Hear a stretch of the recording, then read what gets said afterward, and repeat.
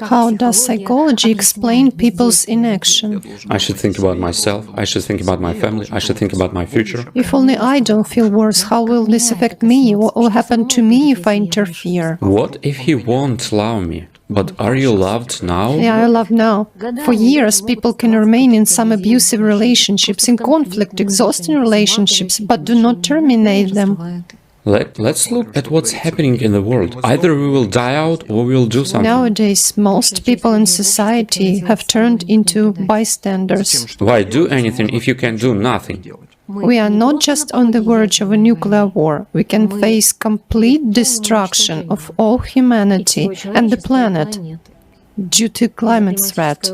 Why are we inactive? We must tell politicians, guys, stop, that's enough. Build a creative society for us. It is the only model that can give us life without war.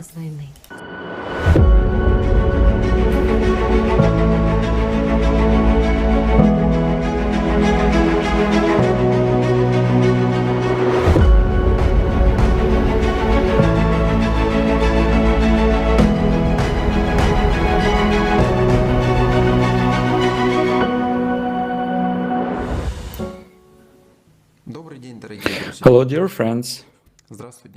Hello, Diana. Greetings. Diana, I would like to start this episode saying that it's great. It's great that on November 12th, the forum did take place. We often spoke of it in our episodes, and we invited our viewers to watch it. And now, I just want to thank everyone who took part in this, created the forum. And once again, I'd like to remind our viewers, in case you haven't watched or finished watching the forum yet, guys, follow the link. It remains not only on YouTube, on Facebook and other platforms. You can always find it on the official page, creativesociety.com. Just follow the official page, choose the language you need from 150 languages of the world, watch, think, rejoice, and make a decision. And today's episode is devoted to a very interesting topic. I think our dear viewers will understand that this is also related to the forum. There is such an effect in psychology which is called the bystander effect. It came as a surprise to me that for some reason that's what they call it.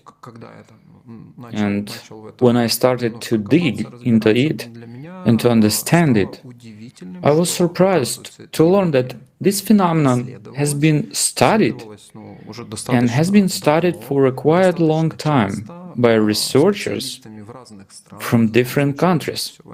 It all started in America in 1968. So what actually happened? I'll give you some details of the primary experiment. Well,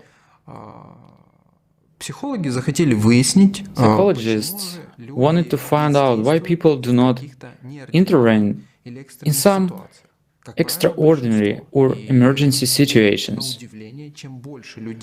As a rule, this is the majority, and surprisingly, the more people saw an accident or an incident of some kind of violence or an ongoing natural disaster, that is, the greater number of people were witnessing this, the more people stayed passive.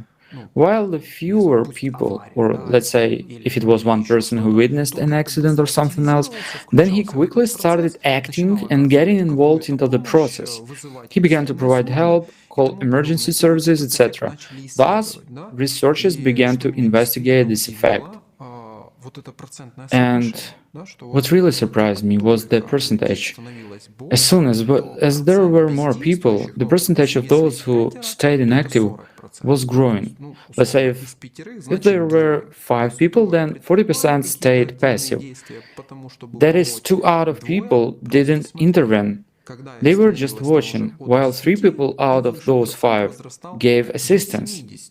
Then, when were 10 or more participants, the percentage of those staying inactive reached 70%. That is, in fact, 7 people out of 10 were doing nothing, although they understood that the situation was dangerous. It threatened to people's lives or had already harmed people's lives, but they did nothing.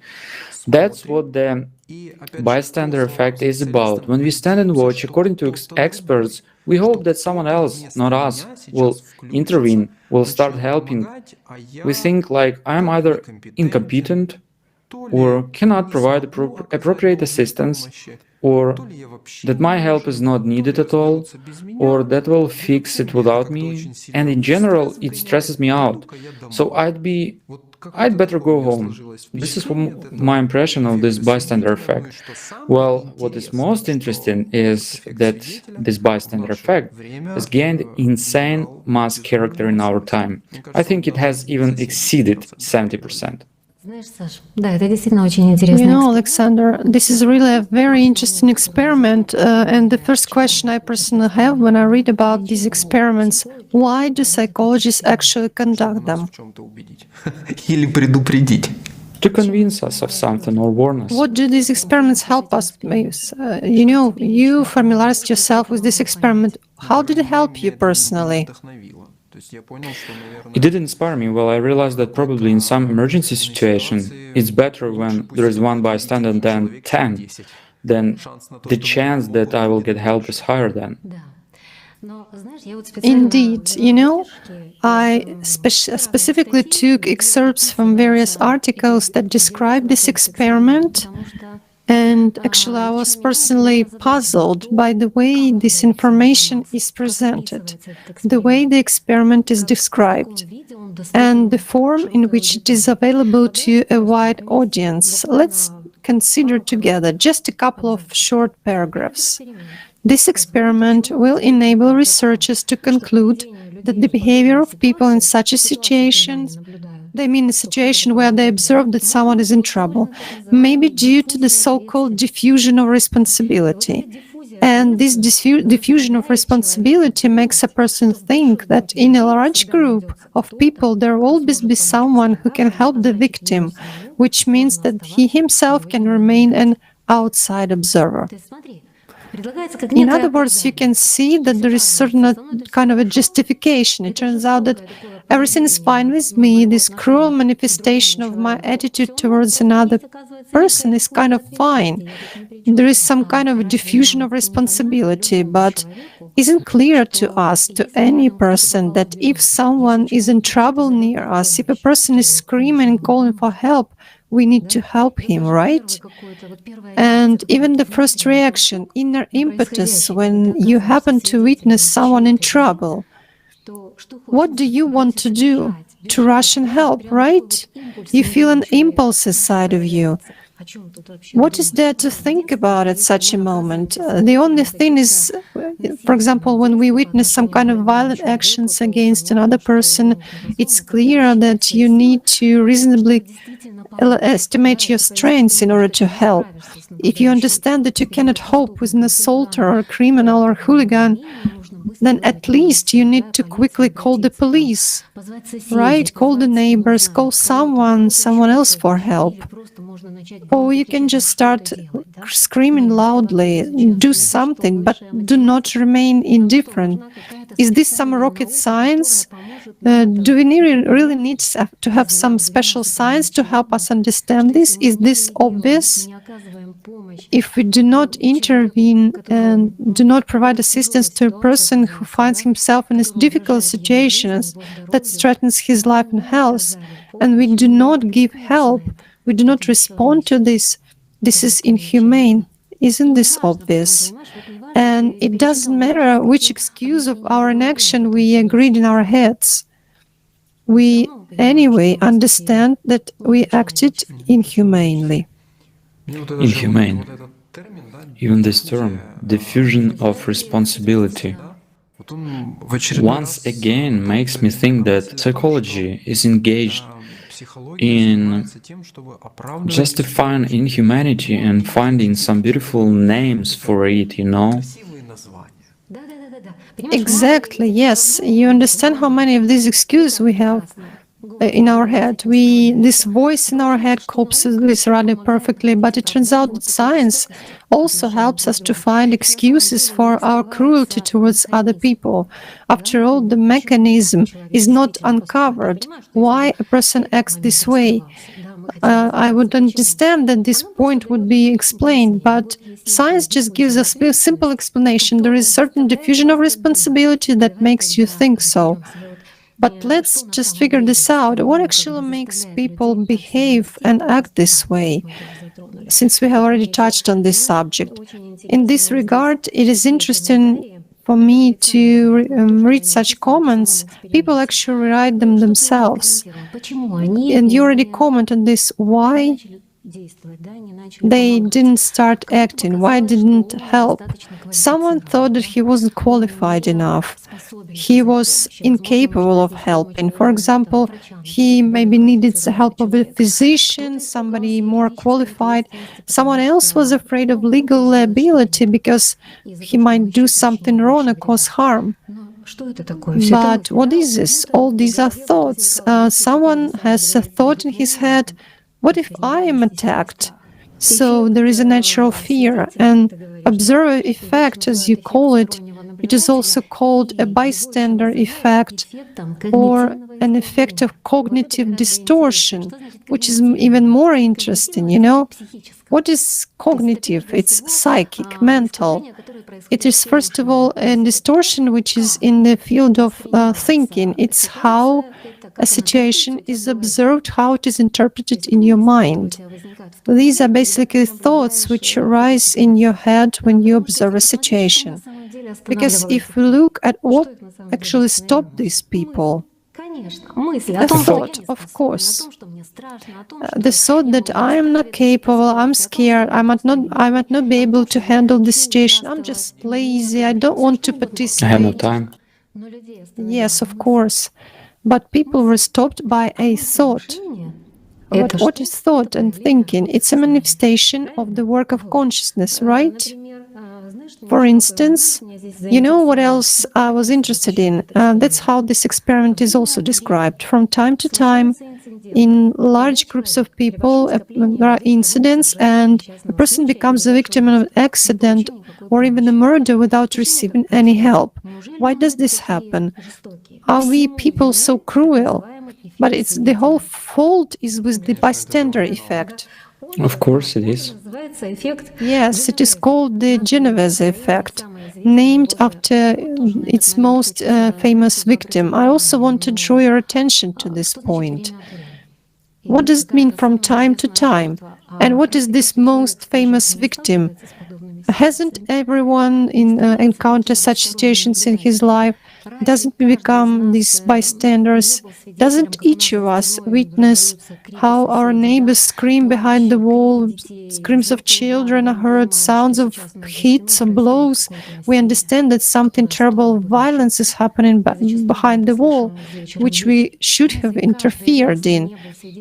Didn't each of us witness a situation when a person was beaten in the street? A lot of passers-by were walking past.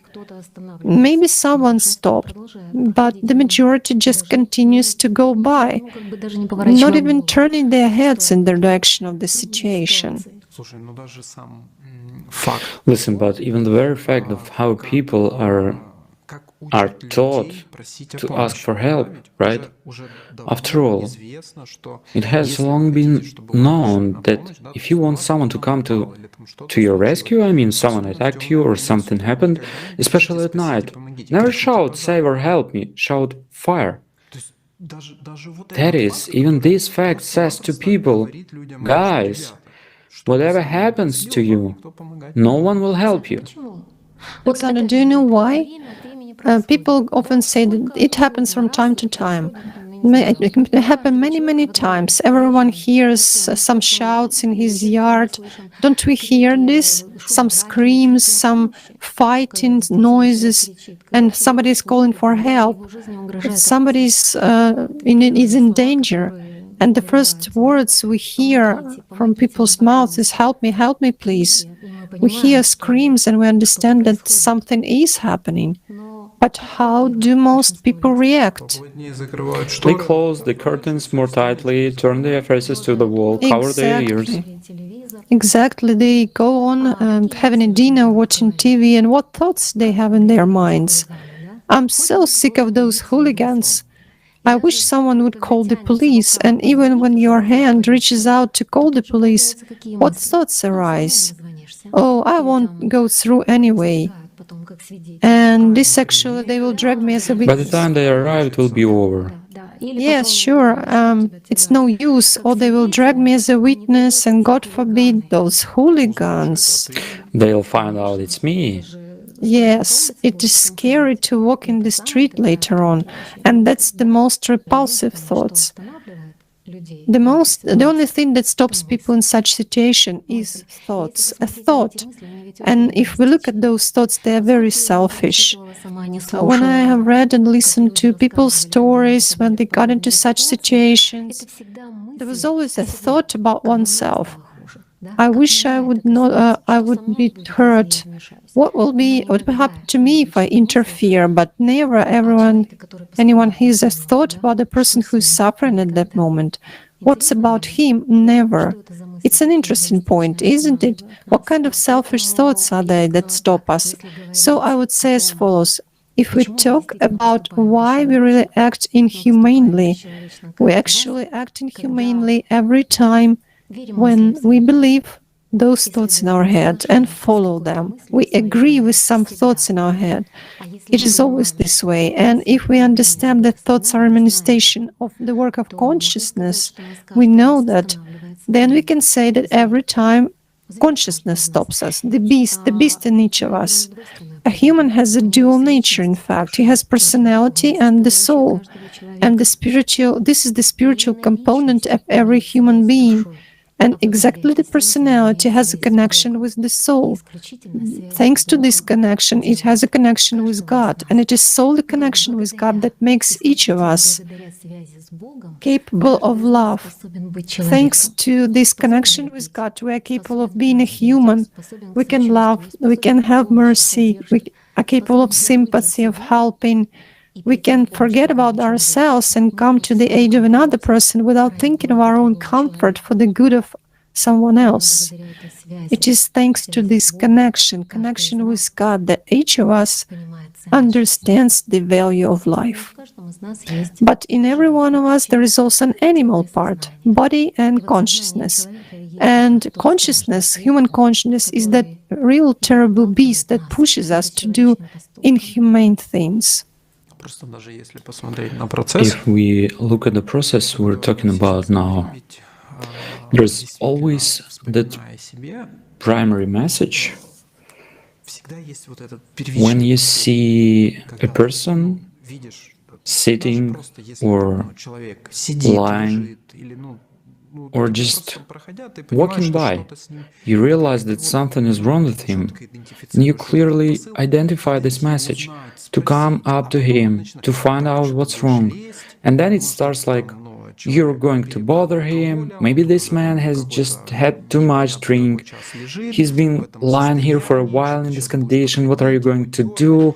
And then he'll say that you were trying to steal from him, or someone else will see it. Well, it's that train of thoughts that really stops you. But what is behind this stream of thoughts? It's what you're talking about. This is fear. Fear that something will happen to me. Someone will think something wrong about me. I will not manage to do something. In other words, behind the desire to help, which is a sincere, normal human desire, there begins a mental flow that is just bombarding you. And after that comes fear, which of course drives you away. And you don't just stand here and look dumbly, but you're being driven away. This is a very interesting point, Alex. Let's try to understand the cause. It turns out that evil and inhumane in us are thoughts. Look, who drives us away from helping another person? Thoughts. And what are thoughts? It's the work of consciousness. So basically, consciousness drives us away from helping another person. It suggests us to refuse it in any way. Why I also said that consciousness is the beast in each of us. It is really a killer within every human being. Here is a clear example that it is true. People sometimes have doubts. How is that thoughts are not mine? They are evil. Consciousness is subject to the devil. Yes, of course. What do we associate with the devil? Evil. But is it good to not help another person? Of course, it's not good. So it turns out that the only task of consciousness is to take everyone's life. Would this beast prompt you to help, to save the life of another person? Of course not. Here is the answer. By the way, you just mentioned, and this is a very, stereotypical cliche that, for example, if a person falls down in the street, especially if he's a man, he's drunk. So let him lie there. It's his fault. Yes, it's his fault. And as you were talking just now, I have this memory, quite strong memory from my childhood. I was about 10 years old, and my grandmother, I was coming back from the New Year's Eve, was from the party. We were coming home in the evening. It was, New Year's Eve mood, and we were coming home, approaching our house, and we saw a man leaning on a snowdrift. This holiday time, and the first thought which came was as it used, and people already were passing by Drunk and saying, it's not holiday yet, but he's already drunk. While my grandpa took me by his hand and by my hand, and we approached that man. My grandpa was the military man. He had an experience in first aid. He felt his pulse and quickly started calling the ambulance. It turned out that the person had a heart attack. He felt sick, and thank God the ambulance arrived on time. I recall this, and I remember this case for the rest of my life, how I shouldn't believe my thoughts. So here we have now talked about how thoughts stop people when they see someone else's trouble and don't come to the rescue. But don't people actually help themselves? I'll explain what I mean. When it is obvious for a person that the situation in which he is currently in, let's say it is traumatic or destructive for a person, or it's already, in all senses, like intolerable. At least for stressful. Yes, stressful at the very least. And it is obvious to a person that situation has to be changed. It already takes up a lot of attention and time, but brings no benefit. A person understands this, but doesn't change it. For years, people can stay in some kind of abusive relationships, conflict relationships, exhausting relationships, but they do not terminate them. For years, people can remain in jobs that they don't like. They don't get payment well. This job doesn't allow them to feed their family. There is an opportunity to change the job for another one, more profitable one, but they don't. They feel sorry, they suffer, they complain, but they don't change the situation. What stops people? Thoughts. Thoughts, of course. What is the first one? What if it gets worse? The next one will be even worse. Yes, exactly. Look, but this is such a common, first of all, situation, and plus set them up. That's what you said. When people are in abusive relationships, right? When people are in dangerous, toxic relationships. Now, I'm not saying that basically it's a person's relationship with the mind primary, right? Well, and then it's secondary to what's already actually happening here in this world between people. When their one partner exploits, bullies, God forbid, uses not only mental violence, but physical violence as well. And people really, here they sit in this for years. And as a specialist, I can only judge as an outsider who just heard something or read something. But this is the most frequent thought. What if the next one or the next one is even worse? And here more fantastic thing about me. What if he doesn't love me? I love Do they now. love you now? So that's what we talked about in the show about jealousy. It's just not life, it's torture. Torment. What if the next one won't love me? Do they love you now? Is this a twisted manifestation of love?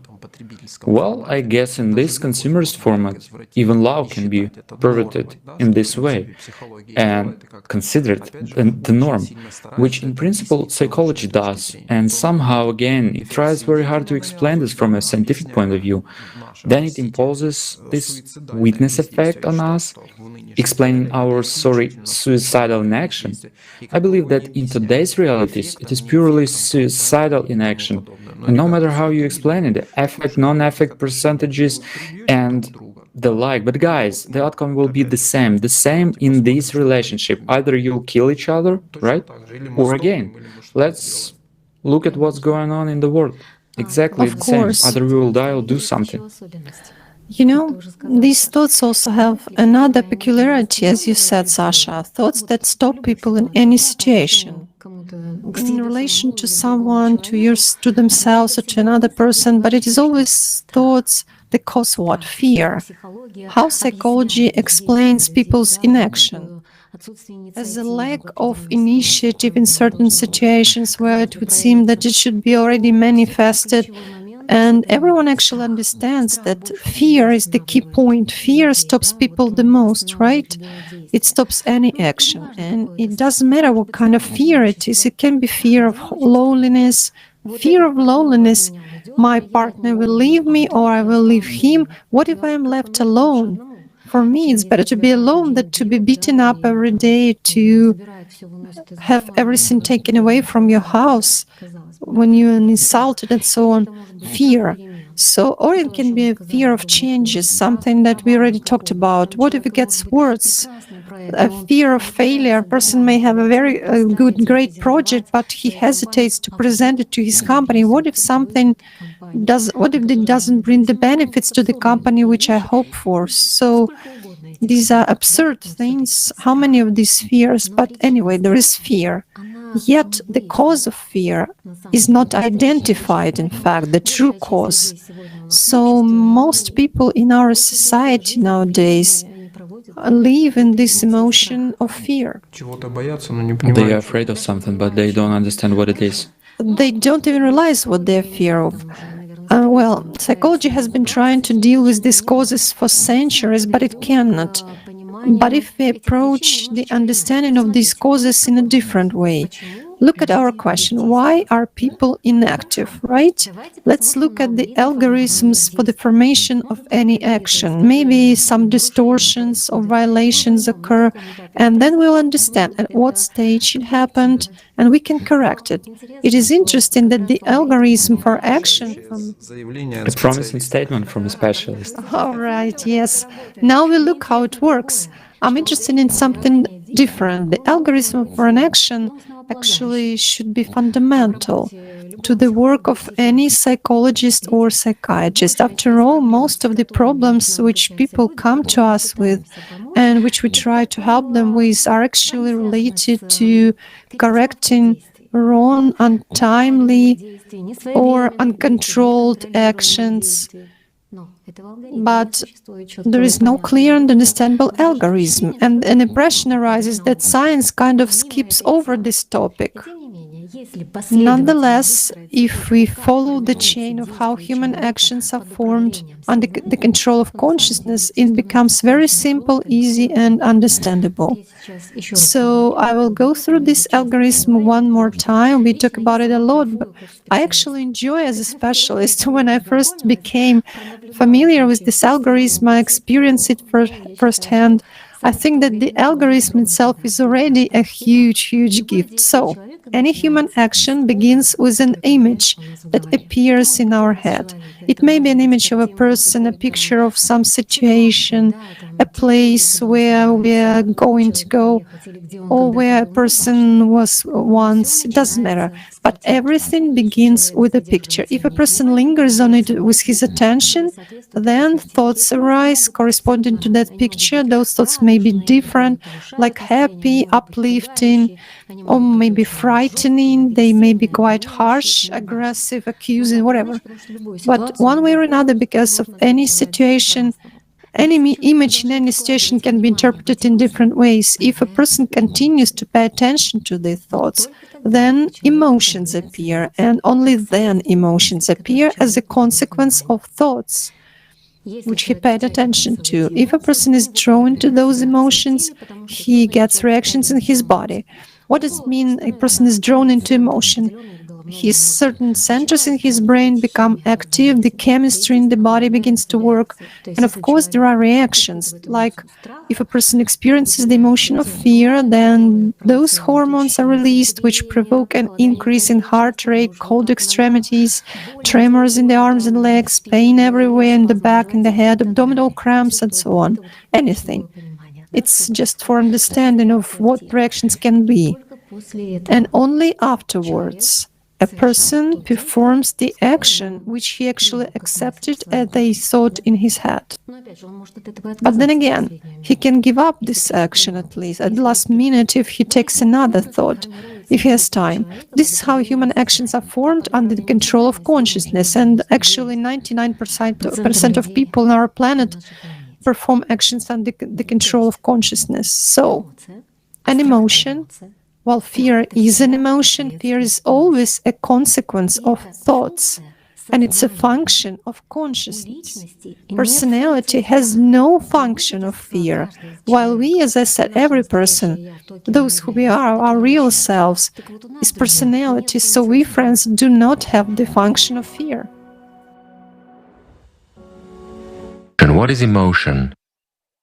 Emotion is a substantiation for the bank, for our personality, to receive additional funding. Let's put it this way. And what is the fuel for fear? And the fuel for fear, not for fear, but for consciousness. For consciousness. Consciousness is actually the one that produces a strong emotion, which supposedly poses some kind of a threat. And consciousness begins to sort of very actively make a fuss around this subject, to exaggerate and to show pictures to personality. And we as personality are focused and invest our entire attention in the problem. Here's a simple example. Who hasn't experienced fear? Everyone experienced it for one or another reason. It doesn't matter. It's not necessarily a threat to the existence of your body, right? But I mean the fear of a problem. Let's say problems have accumulated and we cannot get away from those problems. They have simply overpowered us. There is an unsolvable task. We are trying to solve it and we cannot see the world around us. So, a person, any of us, is able to perceive an enormous flow of information at once, to digest and to process it. That's how our consciousness should work. However, it's enough for us to pay attention to one point, and we no longer see anything else, don't we? For instance, which of you is now perceiving what is happening behind you, my friends? What is happening in the next room, in the street? None of you. While in a normal, calm state, we perceive information that is happening around us. If we are calm, right? Thus, we are able to read, listen to the TV, and also talk to somebody. That's a normal function of our body. Well, for some people it is more difficult if, let's say, we are reading, delving deep into information, and we get what? Images. So fear always goes along with imagination. 100%. Images are what attracts us the most. Why? Personality doesn't perceive words. This is true. Consciousness communicates with personality, let's say, in such an individual language of its own. As a rule, there arise images, emotions, colors, and tints. Well, I'm speaking figuratively.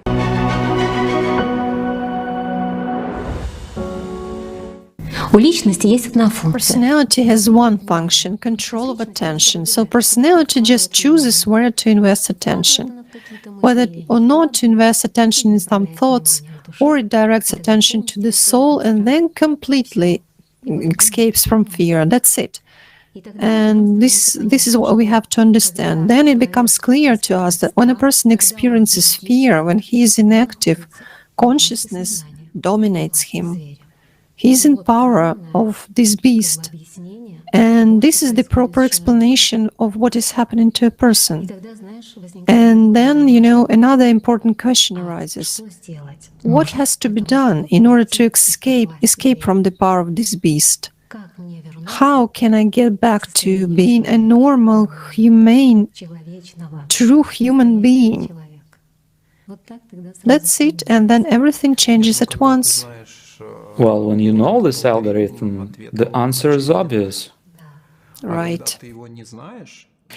When you don't know it, then you can believe that there are some scenarios of social behavior where people, if they gather in masses, they become inactive and indifferent. As you now explained, it's clear that people are just experiencing fear. Naturally, what is the mass of people who experience fear? It is clear that among those who begin to feel fear, there are a few who are able to overcome this fear and help, who are able to consciously or unconsciously escape from this stream of bombarding thoughts that they should not help a person in trouble. Why shouldn't he help himself when he is in trouble? Also, an important point. A good point was made. We don't help ourselves first. Even though we live in a selfish society, everything must be about me and for me. Well, about me, for me, mine, and not for anyone, never anything else. I have to think about myself, I have to think about my family, I have to think about my future. Well, it would be great if we really lived that way. Sasha, isn't this a hint right now? It's a very interesting hint, actually, that my consciousness are actually not the same. We are completely different. We are incompatible. Our goals and objectives do not coincide. It's obvious that consciousness works against the person himself. But why is it so important today to figure out and really understand what urges a person to inaction and what stops him from helping another person? What turns him into such a cruel, inhumane being? It's very important to cope with this because, as you said today, if we look at our society as a whole, most people in society have become bystanders.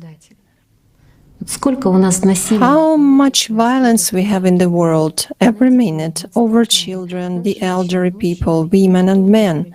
No one is an exception, no matter how much money a person has, whether he has money or not. Everyone lives, they exist like slaves. Take this vivid example, climate disasters. How many people suffer from them every day? After all, everyone hears the message. Okay, not everyone knows the real picture of what is happening. Not everyone sees it as a whole. But everyone does hear the message that another natural disaster has deprived thousands of people of shelter, food, water, livelihood. People are left in the streets. There are areas and regions where natural disasters last for months, like floods, heavy rainfalls, fires. People are thrown out into the streets. Who of the people nowadays are interested in what is happening to others, to the fate of those survivors, those who miraculously survived those disasters? How many people today are taking any action to actually help those people? Or at least to ask whether they received any help. Any help. I mean, I say any help and it makes me cringe. It's not some kind of any help. These people should be given real human help. They must be moved to normal human conditions, to a a warm and comfortable home. They should be provided with food, water, clothes. Their children should be going to kindergartens, to schools. They need medical, psychological assistance. Everything must be done for supporting and saving these people. How many people do actually have interest in this today? Well, there is the government, there are organizations, special organizations, there are special assistance services. Right, what can I do? I'm very far away from there at all, thank God. And this doesn't happen in our country, and it will never happen in our country. This sounds in our heads, doesn't it? What do you mean here again? Thoughts. There are thoughts which sound, and people do what? They do nothing. They just watch such a mass misfortune. But these thoughts also work against people themselves. You know, the problem is that because of this disinformation that is going through mass media, most people do not know the real causes of climate change. They do not know the real scale of climate disasters that are happening every day on our planet. And certainly, they are not aware of this threat that hangs over all people. On November 12th, the International Online Forum, Global Crisis, Our Survival is in Unity took place. I would like to talk about it more than about anything else, but this topic is really directly related to this incredible event. At this forum, the truthful information was presented about the real causes of climate change on all the planets of the solar system. That's a whole other thing, really. An accurate mathematical model of the progression of climate disasters was also presented, and how these disasters will turn out for all people in 5 or 6 years. It will be devastating and killing for all people on our planet if we do not act together by joining our efforts and forces. That is why the subject of inaction and action, what governs a person's action, what stops him from acting in saving his own life, and even above all this question is very important, and this topic is so important. Of course, I invite everyone to watch this forum, because honestly, I don't even know if there is any information more important for every person today than the information which has been voiced on this forum. Because the truth about the general situation on our planet, not only climate situation, but also geopolitical and the economic crises, all this information was voiced, and about the crisis of human relationships. So, of course, I believe there is no more important information for each person than the information which was voiced at this forum.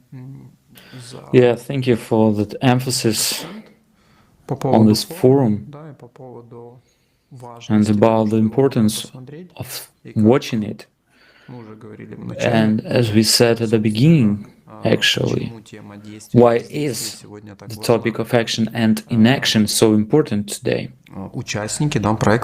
Because the participants of the Creative Society project are volunteers from all over the world, from every continent, from over 180 countries, who do everything possible and impossible for what?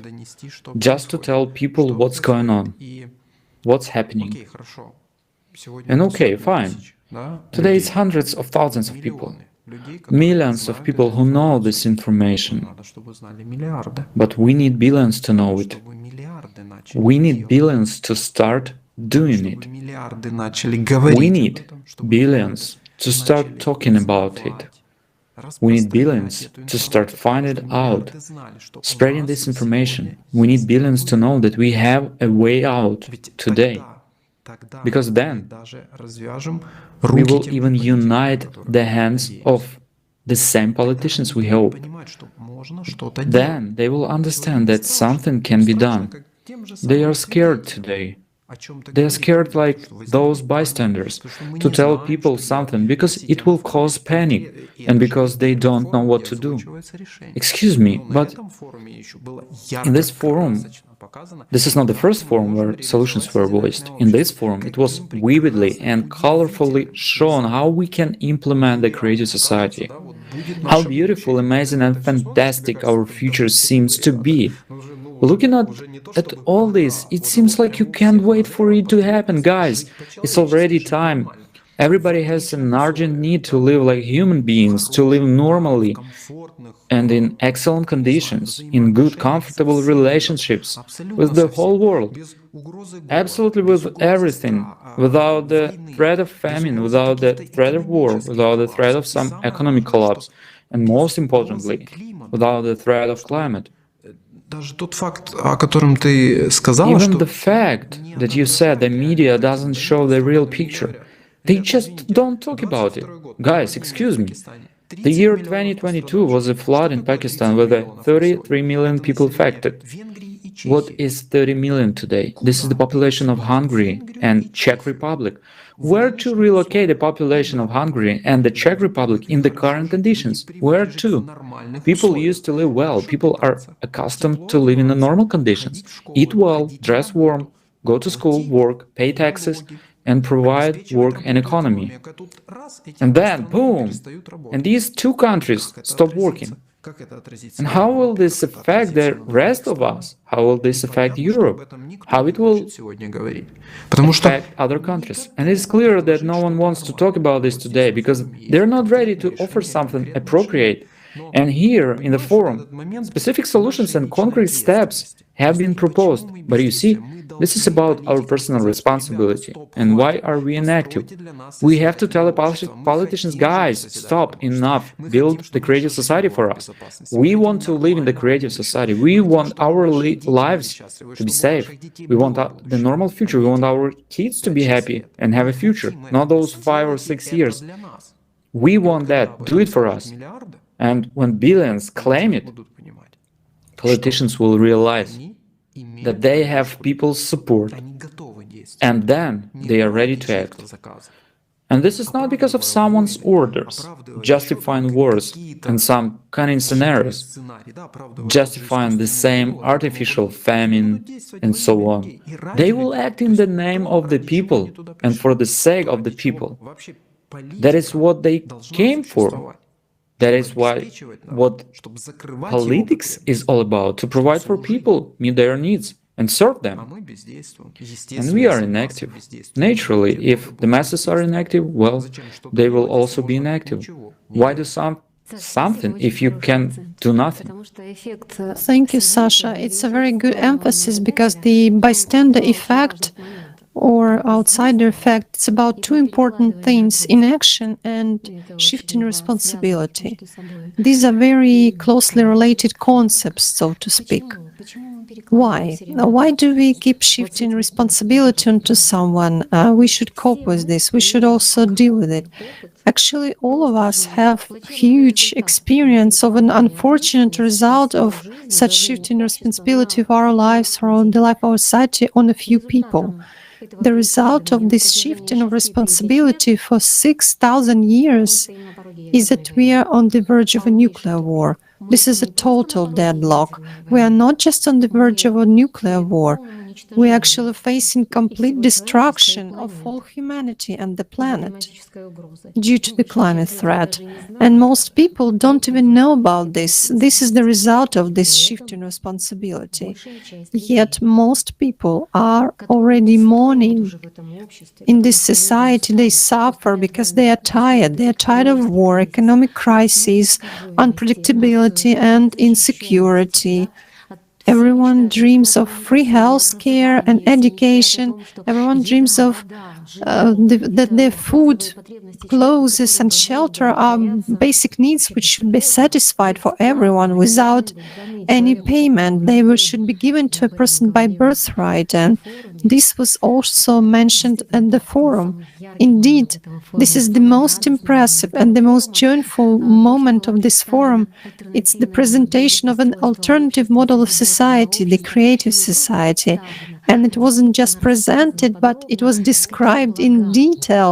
What benefits will everyone receive when we begin to live in a normal, humane, creative society? But most importantly, it is the only model of society that saves everyone's life today, because this very model can solve the problem of bringing together scientists, uniting scientific potential in order to address the issue of protection from climate catastrophe. It is the only model that can give us a life without war, which everyone dreams about these days. So this very event of November 12th, 2022 is of tremendous importance, and we will still see a response and resonance from it. But behind this event, behind this day, there is actually an enormous power. Behind this day, there is already a huge impulse, sort of an impetus for advancement towards the creative society. Of course, there is. And this impulse comes from a huge number of people who are not indifferent.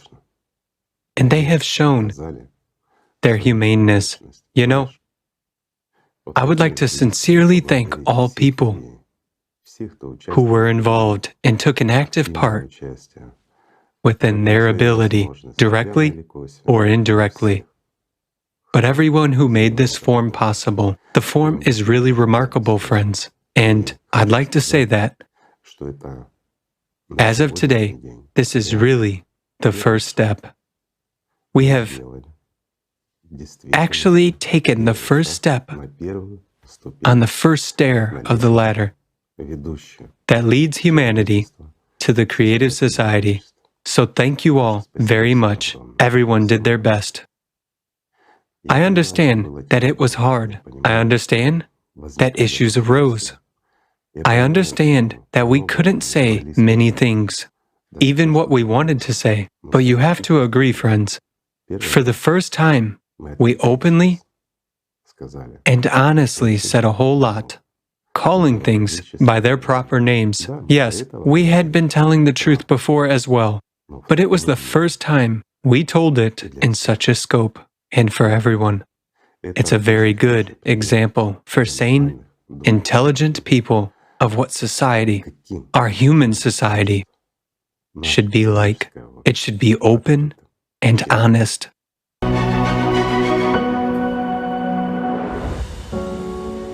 For most people, it is obvious in our society today that the way of society must be changed. We are already suffocating from the way it is organized. At the same time, we continue to support this model of the power of a few. But I just face this objection very often myself. People are afraid of being left without power. The government. Of course, many experiments are carried out in psychology, or not only in psychology, but healthcare in general, in order to understand how a certain toxic substance would affect the human body. They do experiments on animals, very often on rats. Everyone are used to experiments on rats, which are the most common experiments. But it is one thing when experiments are conducted on animals in order to find out some toxic effects on a living organism. Although I often wonder, what is the purpose of this? But when they do experiments on animals, particular rats, to study their behavior and draw parallels with human behavior, honestly, I always have such an inner protest. Guys, I understand. we are not rats. Today, I would like to talk about one very well-known experiment. It was conducted by Didier Desor, a researcher at the Biological Behavior Laboratory of the University of Nancy in France. He studied the swimming ability of rats. In order to do this, he placed the tested animals in a cage, and the only way for them to get food was that they had to swim across this pool. But what did the experiment reveal? Not all rats swam for food. A division appeared in this rat community. There were exploiters and swimmers who were exploited. A scapegoat also appeared, and an autonomous independent swimmer. So, what is the process like? The exploiter rats tormented those exploited swimmers and forced them to swim for food. When they came back with food, they beat them, tortured them, gnawed them until they gave them back all the food. And then they left only leftovers for them. But there was also an autonomous independent swimmer, a strong rat, who swam, ate quietly, didn't give its food to anyone, and didn't give it to exploiters. And there was always a scapegoat in this community who was tortured and tormented by everyone, and sometimes they allowed to eat crumbs. Further, there was even more interesting. When they tried to combine rats from different cages, they chose, for example, all the exploiter rats, all scapegoats, all swimmers, and all autonomous swimmers. And every time the same distribution of roles took place. In every cage, the class of exploiters, the class of exploited, the class of autonomous, and the scapegoat appeared. This experiment was even intensified, and they collected several species in one cage. There was a terrible massacre, fight all night long, but in the morning there was not just a class of exploited, but a class of super exploiters who were no longer themselves tormenting those exploited rats, but they already had, subordinate rats who were performing even this function instead of them. And what researchers noticed that there was more violence. The way how these scapegoats, rats were tortured, well, it was so much more cruel. They just, broke them apart and showed as them a warning. Yes, as a warning. But it's interesting to me that about this experiment and this study that for the researchers it was obvious that all the rats were under extreme stress. In other words, all rats were in intense fear all the time. What is stress? Above all, it is fear. But what do you think when they started to study which of the rats experienced the most severe stress? Which one do you think? 100% exploiters. Yes, exactly. Exactly the exploiters. And those who were super exploiters, the level of their fear was above anything. And they do the autopsy, they watched how the brains of those rats changed. It's very interesting. Very much. After all, what our thoughts tell us in our heads, the people with power, they are most secure, they are most self-sufficient and self-confident. Once I heard this as an association, and I really liked it. Imagine that a person who's climbing a ladder of power, he strives for power, he's going up the same ladder as the same of the person who climbs a ladder without a railing. And at every next step it becomes more and more difficult for him to keep and somehow maintain the balance, given that there are those who are trying to push him off this step all the time. And just let's recall that fear and any emotion in general actually deprives a person of common sense. It doesn't allow him to act rationally and thoughtfully. Fear always kind of narrows a person's perception and focuses it on one problem and doesn't make it possible to see the situation as a whole. Any person knows this from their own experience. And those who are in power, they are no exception.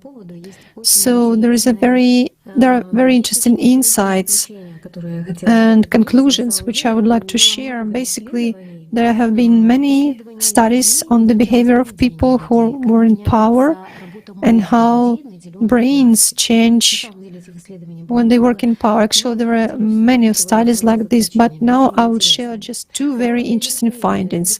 Lord David Owen is a British neuroscientist who served as Foreign Secretary. He had been studying this syndrome of power for many years, and he had that hubris syndrome is a disorder which is linked with power, indeed actually power which is a prerequisite and associated with exorbitant success held for years and with the minimum constraint imposed on that leader. In 14 clinical characteristics include contempt for others, exaggerated pridefulness, overwhelming self-confidence, and loss of capacity to make rational decisions.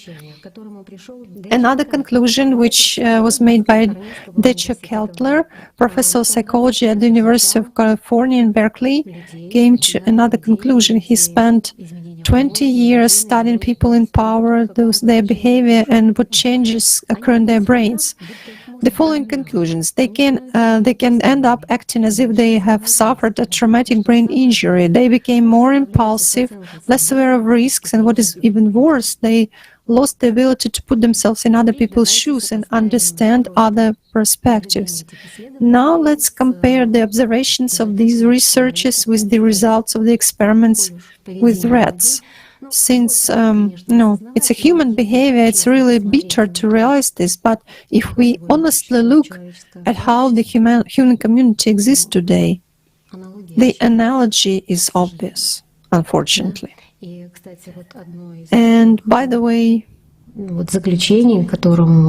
of the conclusions which researchers have come to on this experiment with rats, that in any immoral biological structure there is a hierarchy: exploiters, slaves, outcasts, and autonomies. Listen, this is of course a sad prognosis. I liked what you said at the beginning. We are not rats. Regardless of the fact that there is a certain overlap between the behavior of humans and the behavior of animals, man is in general a biological species. In one way or another, man is also an animal, one of its components. And what the modern science does, I'm surprised. Psychology, neuropsychology, biology, and sociology study man as an animal. And naturally, what do they offer us? They offer us these scenarios of animal behavior. That's how animals behave. Here, look, we did it on rats, mice, monkeys, I don't know, on whom else, cockroaches, whoever they done it on. And look, here's a study by neurophysiologists on what happens to humans, to the human species. Okay, fine guys, but it all comes down to the plane of a study of man as an animal, but we're not animals. Of course, we are not animals, and that's why I actually mentioned this today. It's very important to figure out, to find that structure which dehumanizes us, that structure which makes us animals. And it's actually a person's choice what to support inside himself, which structure to allow to develop. That's why it is so important to understand, to deal with this clearly. Where does cruelty come from in us? What makes us inhumane? What allows us to be human beings? So, there is another interesting thing about this experiment with the bystander. In fact, if we look at this properly, it tells us where we get this shifting of responsibility from. Look, we already figured this out. What stops a person from helping another person? Thoughts, meaning consciousness, this animal part of ours, the beast in each of us. Shifting responsibility, we also talked about. What prompts us? Also consciousness, thoughts. There are some structures somewhere, some agencies, let them provide help. So consciousness pushes a person to shift responsibility because he doesn't have this function. Only personality, free personality, has the function of responsibility, the personality which is free from the despotism of consciousness. This personality controls consciousness itself, and personality has connection with God, because God actually gave a human the right to choose whose side to be on the side of God or on the side of the devil, what to support, what to choose, life or death. God has given a responsibility to the human for his own life. Just think of this. What does this right to choose mean? And we actually responsible for what kind of life we build here on earth, and this is our responsibility. It's the right given to each of us by God. Would God have ever pushed a person not to help another person. It is actually evil to reject to help another person. It is evil to turn away from someone who is in trouble now. And each of us understands this very well. That is why it is important to get to the bottom of it, in order to finally take this responsibility. You know, on the eve of our broadcast, I ran across this question that people often ask me, Dana, you're a doctor, you're a psychiatrist, you talk about God. That's strange. Well, that's your right, of course. You can believe what you want, but science and God. I once went to study the science of psychiatry in order to get the answer to simple questions. Who am I?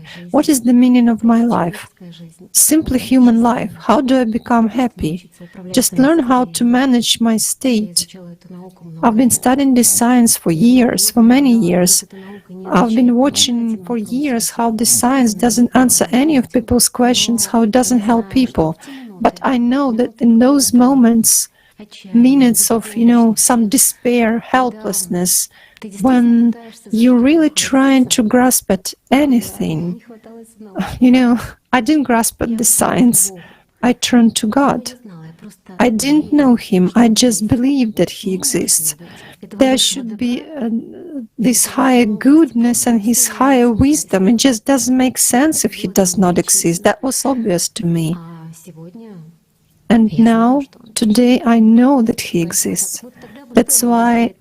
So what would I say at that time? I believe that God is there, but today I know that He is there. And I absolutely know that the only protection against mental disorders of any kind is spiritual development of a person. It is strengthening of his connection with God. That's the only protection. Actually, what we are talking about today has been said by all the messengers of God, always, at all times. The Bible actually, in the Bible, most of all, Jesus says to people what? Do not fear, do not be afraid. Fear means to serve God, to serve not God but Satan. Fear and love, they are incompatible. A person who is in God, who is with God, he is in love, while the person who serves Satan is in fear. And this is exactly the scary thing, that today we have 7 billion believers and a society that had been swallowed by fear. So what do we believe in then? Today people have even been taught to fear God. Afraid of God. We say that God is love, it is goodness, it is supreme wisdom and justice. But if we are afraid of love and wisdom, how can we love? Igor Mihailovich, if we return to the subject of fear, what aspect actually interested and surprised me in my time? You know, if we single out the direct speech of Jesus Christ, most often he tells people, don't be afraid or fear not. In fact, the most common advice in both the Old Testament and the New Testament is fear not. And for many people, this is a surprising fact. Why? Because it seems that the Bible would more likely say, don't do this or do that, or at least love one another, but certainly not the words, don't be afraid or fear not. Why did Christ focus on this point? Paid a lot of attention. Do not obey Satan. I translated. Do not be afraid and do not worry. Care about the main thing, my friend.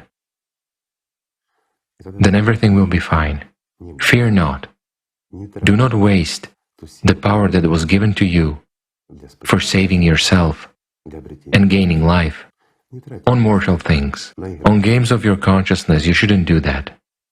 Spend it where it is intended. Then you will have everything. Again, how many parables did Jesus Christ tell? What and how we should spend? Well, we are missing that. And there is so much advice. Even the Holy Fathers spoke about this very cowardice and the images that arise in the head. In particular, Maximus the Confessor said that you shouldn't be afraid of those frightening images, because all this is emptiness. Just turn them into nothing. They don't exist. It's a lie, it's a game. And if you overcome this imagination, these images, you will also overcome the one who begets these images. creates them. Creates them, yes. Yes. Who sends you these images? And those very holy fathers, practitioners, so to say, who really gained life, they tell the truth. What do they say and what do they talk about? About real experience. What else do they talk about? About Allatra. Don't they? Because the truth is one and the path is one. And whoever says what, it really exists.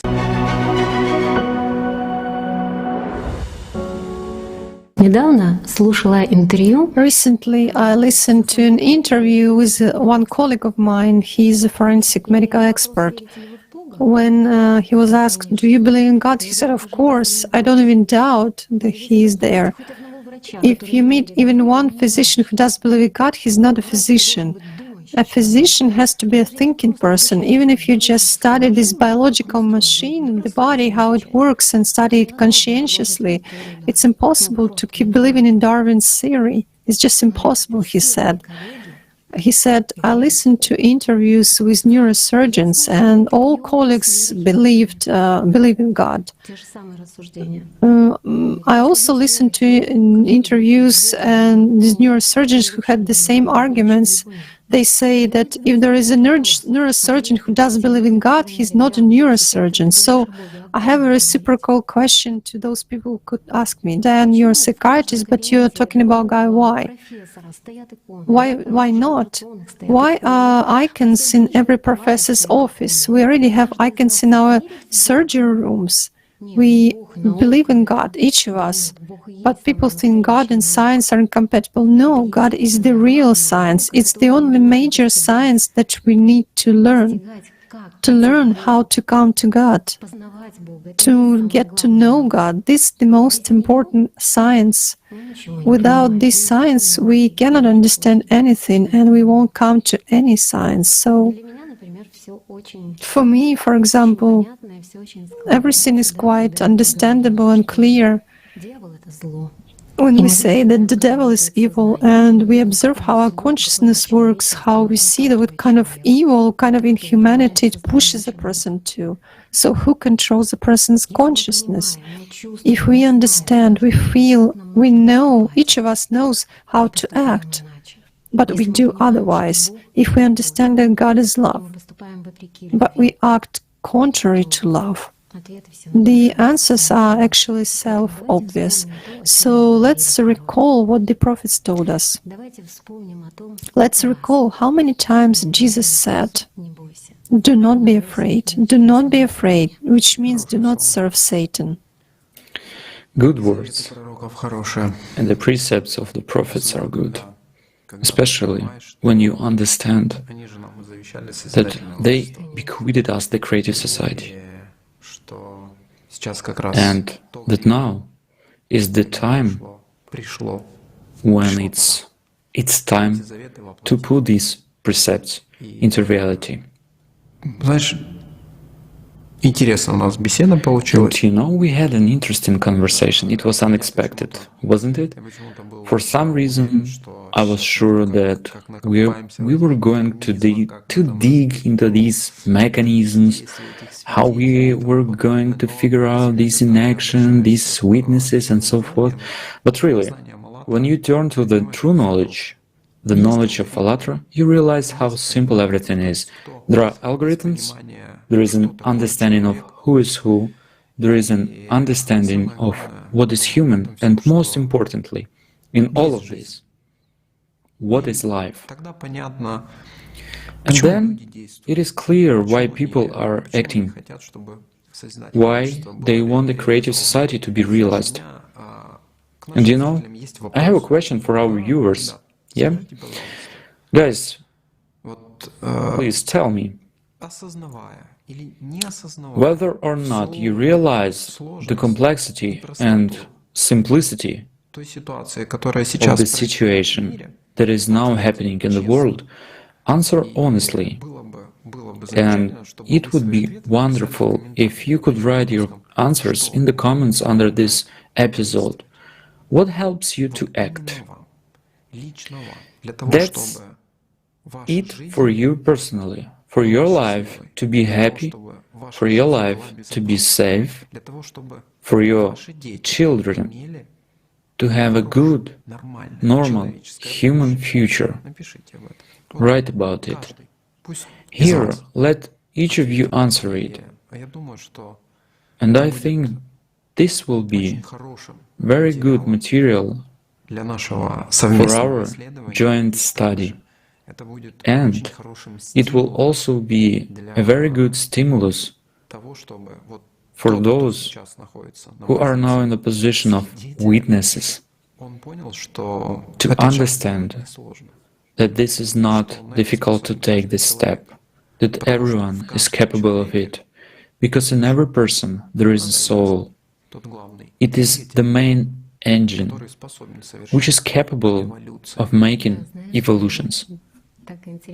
Yes, it is so interesting now, towards the end of our conversation, there is a clear understanding that fear is actually what stops a person.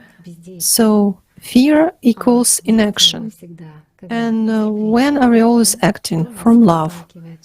Right? What drives us always to action? Love. It's like a kind of equation. Inaction equals fear, action equals love. Somehow it has become so clear, It's simple. Right. It's simple. Diana, thank you so much. Friends, thank you very much. Have a good day and see you again.